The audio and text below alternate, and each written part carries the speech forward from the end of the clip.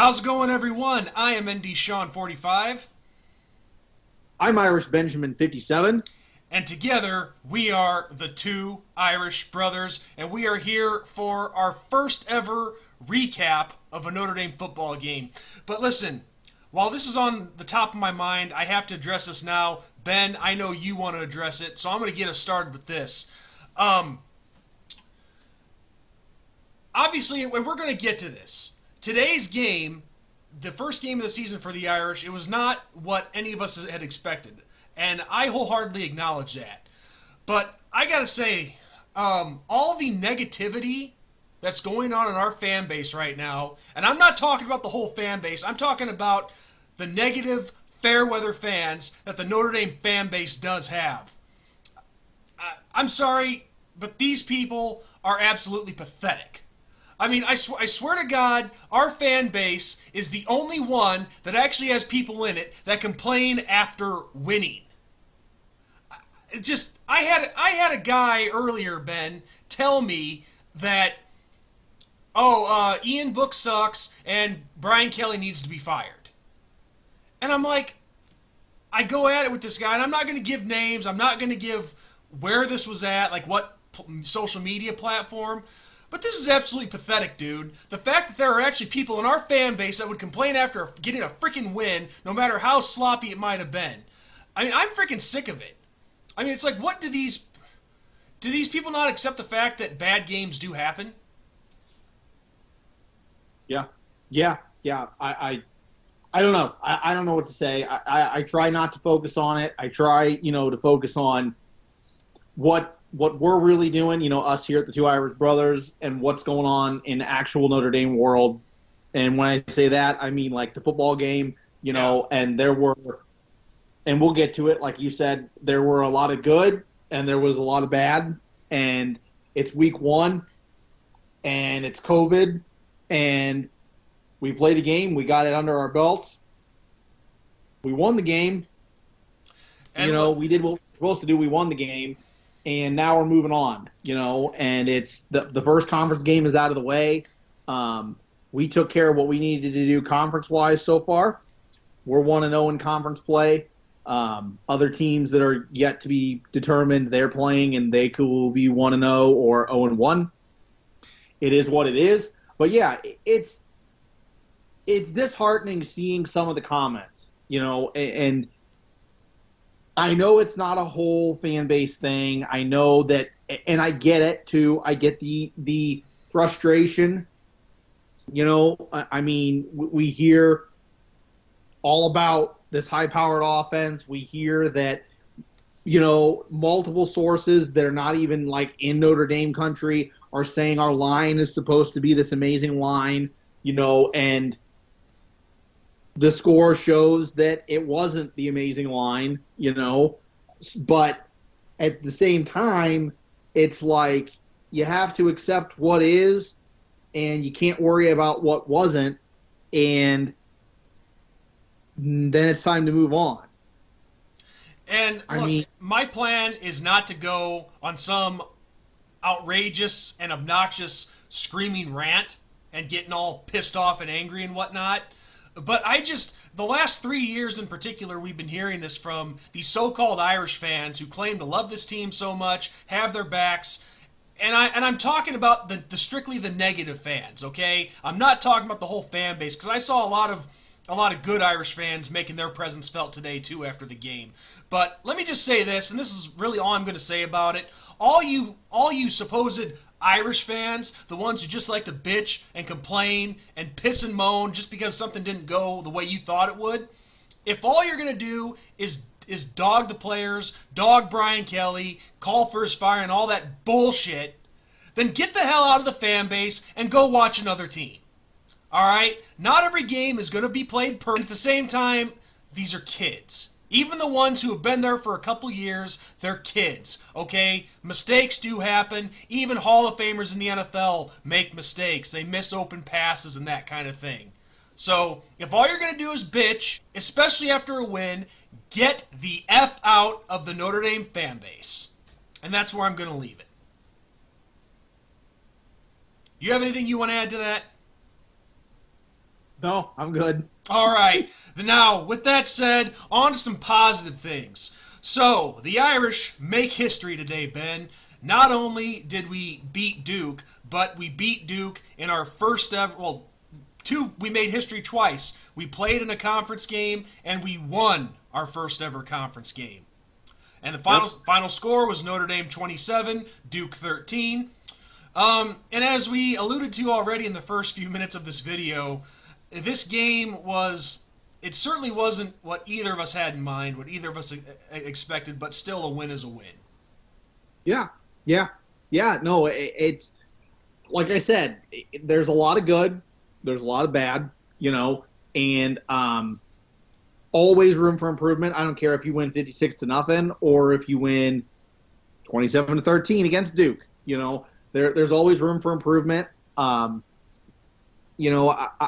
think across the board, for the most part, a lot of teams struggled in the beginning of their games. There was a lot of miscues in our game and across college football, and the only ones that I have seen so far that were firing on all cylinders were teams that were playing a lesser opponent, significantly lesser opponent, in an FCS team.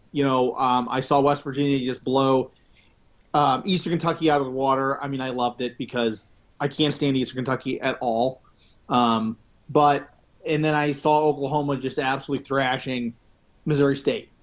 But these are FCS schools going up against a decently high-powered team in West Virginia and Oklahoma. We had two upsets today.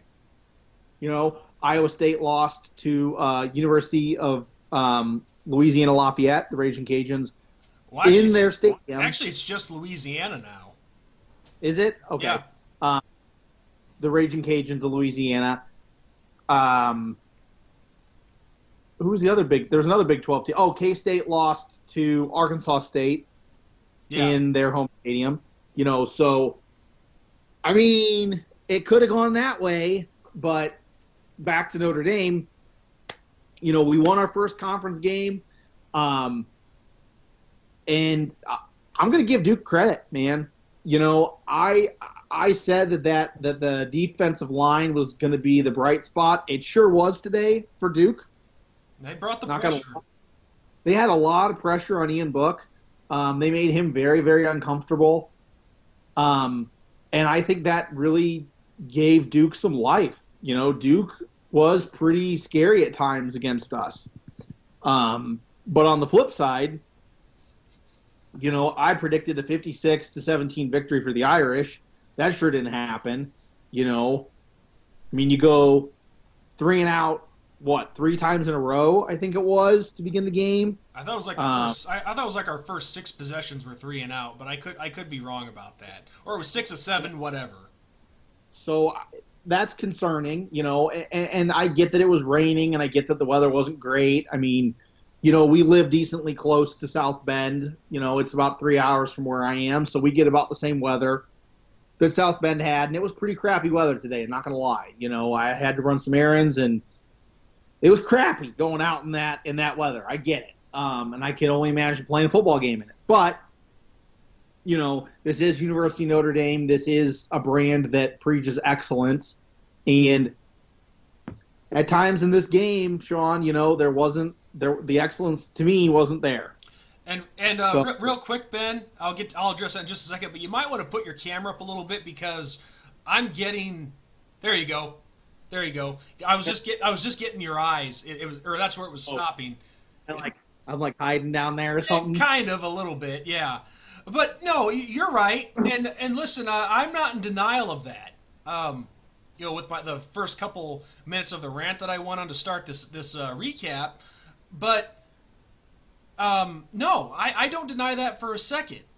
That was not elite. That was not. We weren't shaking down the thunder, put it that way. No. I mean, there was times when Ian Book was very.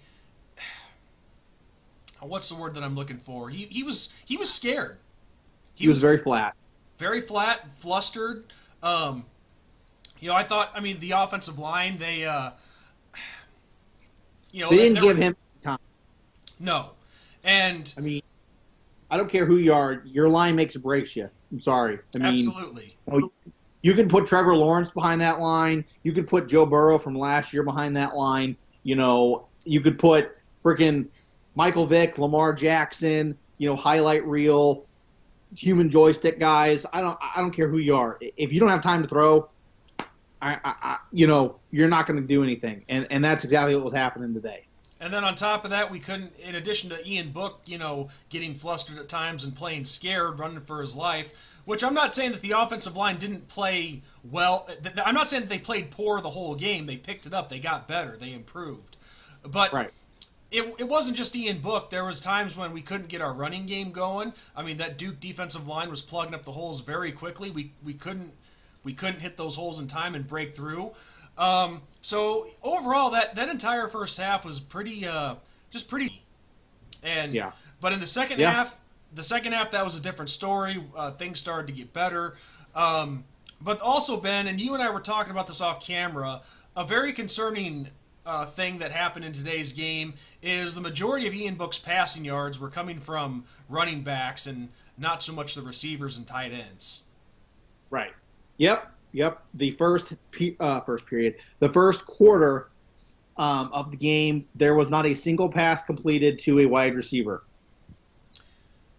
That is very, very, very, very, very concerning to me. If you want to beat a big name program, whoever it is, whoever you're going against, you have to have a running game and a passing game. And the running backs don't count as your passing game. Okay, I'm sorry. I mean, you can throw a pass to them and they can account for the passing yards, but to me, a game is your wide receivers. See, your running backs, they're supposed to be your safety valve when there's not an open receiver. But your actual Right. wide receivers and tight ends, those should be your number one priority. Right. And you know what? I mean, we did see the emergence of Mayer, that freshman tight end, Oh, he's and gonna we be good. certainly are tight end you. When he caught that ball and broke that tackle and got that first down, that was angry big Mayer, and the scary thing is with him, he's a freshman. I mean, that's a freshman doing that stuff, not a junior or senior. So he's only going to get better, as he progresses as a football player at Notre Dame. And as long as he can stay healthy, he's going to be a force to be reckoned with, And Ian Book needs to get him the ball some more. Really showed that he came to play. Now, the wide receivers, I don't know what was going on. And there was a thing brought up with Lindsey. It came out after the game was over that Lindsey was basically a healthy scratch for the game. Wasn't injured, didn't play the game. So it makes you wonder if there were, team rules broken or academics. Yeah. Who knows? Right. I wondered what happened there. I saw people, saying, oh, well, Coach Kelly's an idiot for not playing Lindsey, and I can't believe that he's not playing Lindsey, and I can't believe. And it's like, okay, come on. Second longest tenured coach we've had at Notre Dame. Come on. I mean, you don't get there by being a complete and total moron. I mean, they run of big name fan bases that can't figure their shit out. So something went on. Something happened. Yeah. Whether it was rules, whether it was a fight at practice, that was practices that are closed to the media. Nobody gets to come in. Nobody gets to see it. Something could have happened. He could have said something in a meeting. He might have been late to a meeting.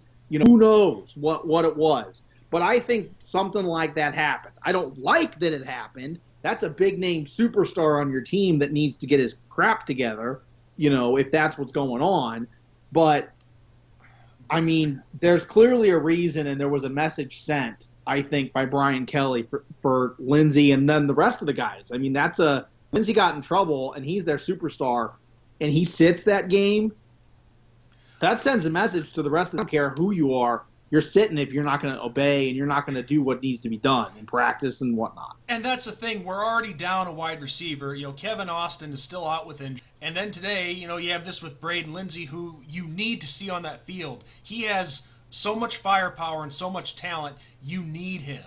And I'm not saying, Right. and I'm not saying that the receivers that were on the field don't have talent. We know Lawrence Keys has talent. Joe Wilkins has talent. He had a couple nice catches there in the second half. Javon McKinley, I didn't really hear his name called at all. But I think with but the thing is though, Braden Lindsay is a proven guy. We know what he can do.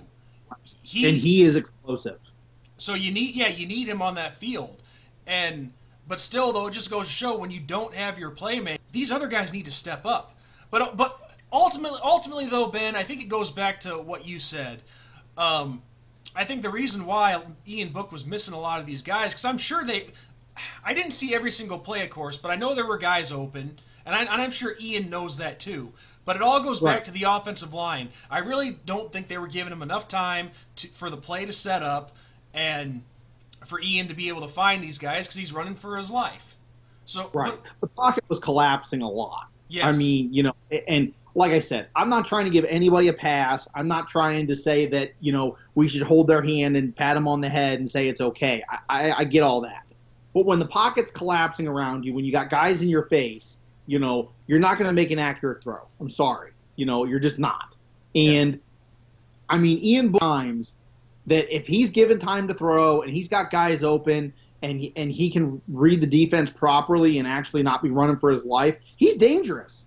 I mean, he's really, really dangerous. So, there were a few things that happened in the game passing-wise that he had miscues off the bat where he hit a wide-open guy and the guy just didn't make the catch, and I get that. And that's going to happen. I mean, there are guys that it hits them in the hands and they drop it, whatever. But the pocket collapsing is a big problem, and that's on the offensive line. Those guys on the line have talent. They got to step up and they have to fix their mistakes quick. And this is what a lot of people don't realize. Just because a win is not pretty doesn't mean that you can't improve from it. I mean, like I said, so many people have our season written off already because we had a close encounter with Duke. It's the first freaking game, people. Right. But you know what? Right. But we're forgetting something. We've talked about a lot of the negatives so far. Let's talk about the positives. Let's get a better vibe to this episode right now. The first positive is I like the play out of our defense. Our defense was phenomenal today, especially two guys that really stand out the most. Isaiah Foskey, who was in there putting pressure, he only had one. I think he only had one, but still, he was making tackles left and right. I think he had a couple sacks. Okay, I can't remember if it was one or two, but still, he was in there breaking plays up all day, stepping up to the call, and it was impressive. And then Kyle Hamilton continuing from. Because he had a couple of pass breakups that were big early on in the game. He's continuing right where he left off from last season. He did leave the game, but he was able to walk off on his own. He stayed in uniform, and I found out that it was only an ankle sprain. He's going to be all right, which is phenomenal news. But that defense... Yeah, he got healed up, and it wasn't severe, but, I mean, he got his legs, kind of twisted and taken out from underneath him, and it was an awkward fall. Yeah. And, I mean, that kind of thing happens, especially when you got bodies going every which way. I was very nervous when I saw him go down. I'm like, great, he's hurt, awesome. We lose him for a season. I mean, we've seen it happen. Us Notre Dame fans, we've seen it. We lost Drew Tranquil for a season. I mean, you can go down the list of people that we've lost. Sean Crawford. I mean, so to see that, it definitely makes your stomach drop. But, yeah, the defense came to play. And think of this, okay? We only allowed 13 points in this game. And this is now, what, in a row of only 13 points or less being allowed by our defense? I mean, our defense came to play today, and the silver lining and the awesome thing I like about today's game that I think a lot of people aren't focusing on is the fact that it was a closer game. And I say this almost every season with close games. I would rather have a couple close games in the season than not have any close games and then have your only close game in the championship or bowl game that you're going to. Yeah. Because I've seen in the past where a team, like the years that Southern Cal was really, really good, okay, they blow everybody out of the water. Every single game's, double-digit wins. Nobody seems to be able to touch them. and then they either get to their championship or their bowl game, and then somebody smacks them in the mouth. Yeah. And they're almost shell-shocked, like, what the hell just happened? And it's like you get that game where, like, you know that you got to make a play. You know that, like, everything's on the line. You have, it's not like easy fun time. Yeah. So, I feel like a lot of these games that are close, they battle test you and they make you ready. Because guess what? We got 2, maybe 3 really big opponents on this schedule in Clemson, North Carolina, and, like, Louisville, that are pretty good for what they are. Those are going to be close games. You're not going to blow out Clemson. You're not going to blow out North Carolina. You're not going to blow out Louisville. It's going to come down to the final couple possessions or the final possession. And I got to correct you on one thing, Ben, with our defense. The streak hasn't been that long because as much as I hate mentioning this, we gave up 45 to Michigan last year. Yeah, but I'm saying I'm saying last couple games, and then average. And our average, gotcha. Our average has been, everybody has it, but we have bad games. I mean, Clemson had a couple of games last year where they gave up a ton of points. I see. But their defense is still amazing. So yeah, our average, we're in the top 3 defenses average-wise the last 3 seasons. Gotcha. You're right. We have won 33 games in the last 3 seasons. With 3 losses. But let that, think about that for a second. And our 3 losses, 1 to Michigan, 1 to Clemson, and 1 to Georgia. Well, actually, 5. Because we lost. Right. Grand total season, yes. Sorry, I apologize. Yes. Because we lost. But we lost to Georgia again, and then we lost to Miami. Yes, the Miami, yes. It's I think we're 33-6 in the previous 3 seasons. Right. But let's fire Brian Kelly. Right. And that's and you know what? I get it. I get that we can't get over the hump. I get it. And it's frustrating as hell. I get all that. And we take hell from all these other fan bases, that say well, you can't beat the games you need to win, and all that. But in grand scheme of things. But back to positive news. Yes. What I did like is we improved. If you watch the first half and then you watch the second half, we picked our game up. Yeah. We started to slow down. We started to really get them figured out. We started to fire on all cylinders. It wasn't pretty at times in the second half, I'll give you that, but we improved. And like you said, just because you have a bad game doesn't mean you can't improve. And I'm sorry. I think Duke brought it today. I'm not going to, give the Fighting Irish a pass. Our offense needs to get better, sure. But you got to give Duke some credit, man. They were angry. They gave us a scare. Defense came to play. And their offense, led by that quarterback that transferred out of Clemson, I think their offense is going to give some people fits this year. I think Duke sneaks some games this year. I really do. I think that Duke could be a lot better than people have given them credit for. Well, like I said, look, I wish that we could have that dream game every single time, 500-plus yards of offense, 50 points. But people got to wake up and realize that's not how things work. Right. That's not how it's always going to be. You're going to have games that, surprisingly were close that you didn't expect to be close. But just because you have a close encounter doesn't mean that the team is a bad team. Right. Oh yeah. No, I totally agree. I think that, this could be Notre Dame's wake-up call. Look, man, this is what happened, and you can play that way against Duke. You can play that way against Syracuse, Florida State, because look what happened to Florida State today. But you can't play that way against Clemson.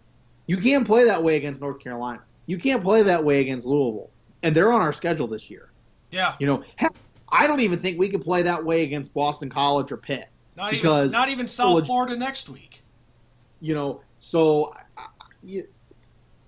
I think it's a wake-up call. I really do. You get it under your belt. You got the jitters out. You know what you need to do. You see what you need to do. And the other bright spot was hearing that there are a lot of players on our team that are taking the COVID thing very serious. They're taking it where, we mess up, we can't play, and we want to play. And look what happened. We were supposed to have Virginia got canceled because players couldn't be healthy. They couldn't stay out of trouble. They couldn't, whatever. So there's the other bright spot with our team. Our guys are at least smart enough to know, look, man, how bad do you want to play? Right. And they showed it. And apparently, they're getting it going. But other bright spot, Sean, what did you think of Kyron Williams? I was just going to bring that up.